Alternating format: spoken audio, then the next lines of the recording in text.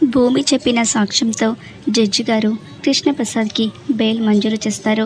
ఇక కేపీని విడుదల చేసేసరికి కేపీ సంతోషంగా భూమిని హక్ చేసుకుంటే భూమి చాలా బాధపడిపోతూ ఉంటుంది.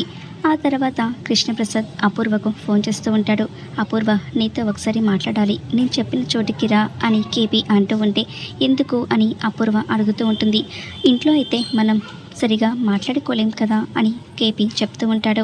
అలాగే అని అపూర్వ కృష్ణప్రసాద్ చెప్పిన చోటుకు వెళ్తుంది. కొండ మీద కేపీ అపూర్వ కోసం ఎదురు చూస్తూ ఉంటాడు.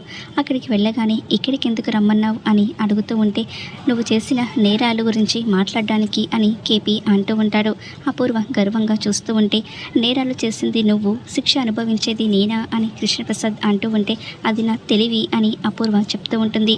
నువ్వు గగన్ని శారదను కూడా ఏమైనా చేస్తావేమో నాకు భయంగా ఉంది అని కేపీ అంటూ ఉంటే ఏమో చేస్తానేమో అని అపూర్వ పొగరుగా సమాధానం చెప్తూ ఉంటుంది. అందుకే నేనొక నిర్ణయం తీసుకున్నాను, నిన్ను బతకనివ్వను అని కృష్ణప్రసాద్ తన దగ్గర ఉన్న కత్తిని తీసి చూపిస్తూ ఉంటాడు. అది చూసి అపూర్వ షాక్ అయిపోతూ ఉంటుంది. ఇక పరిగెత్తుతూ ఉంటే కేపీ కత్తి పట్టుకొని అపూర్వ వెనకాలే వచ్చి తనని చంపడానికి పొడవబోతూ ఉంటాడు. ఇంతలో శరత్చంద్ర గన్ పట్టుకొని ఏయ్ కృష్ణప్రసాద్ అని గట్టిగా అరుస్తూ ఉంటాడు. ఇక మరి ఏం జరుగుతుందో చూద్దాం.